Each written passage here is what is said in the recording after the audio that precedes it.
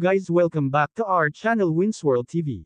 Ang bagong WBA bantamweight title holder na si Takuma Inoue, matapos matalo ang kababayan natin na si Jerwin Ancajas, sa pamamagitan ng napakalakas na body shot knockout sa ika-9 na round sa Tokyo noong Sabado. Dahil dito, isang paraan ang naiisip ng Team Casimero para sa pilitan ng pumayag si Naoya Inoue sa binansagang angas ng Pinas Cuadro alas John Riel Casimero.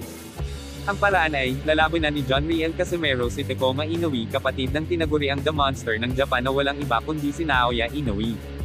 Kailangan talunin ni Casimero si Takuma Inoue, at hindi lang dapat matalo, dapat ay brutal niya itong ma-knockout sa ibabaw ng boxing ring, na masasaksihan ng kapatid niyang si Naoya Inoue, ang sasapitin nito kay John Riel Casimero.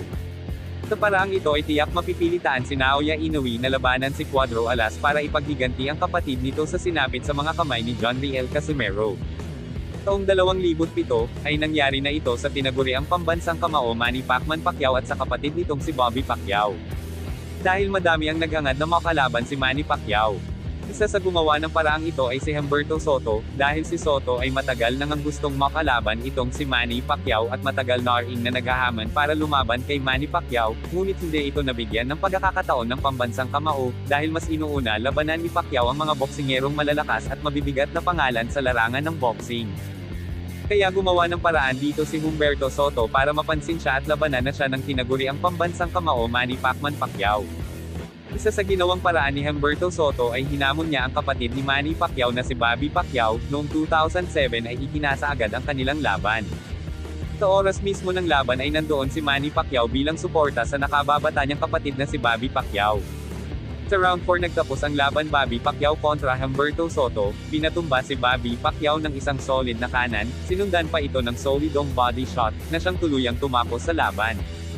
Panalo si Humberto, at sa muli ay hinamon niya nga dito si Manny Pacquiao na sila naman ang maglaban. At ang sagot nga dito ni Manny Pacquiao nung tinanong siya ng isa sa mga reporter kung tatanggapin niya ba ang hamon ni Humberto Soto.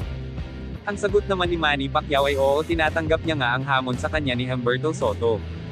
Sa kagustuhan ipaghiganti ang kanyang kapatid na si Bobby Pacquiao. Ngunit ayon kay Lolo Arom ay hindi niya pwedeng labanan si Soto dahil hindi ito kilala, kaya minabuti ni Arom na itapat si Manny Pacquiao sa mga mabibigat na pangalan sa boxing.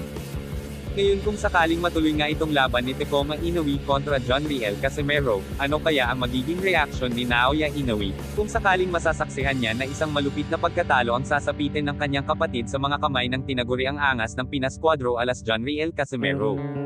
Papalag na kaya siya para maipaghiganti ang kanyang kapatid or hindi na niya papansinin si John Riel Casimero?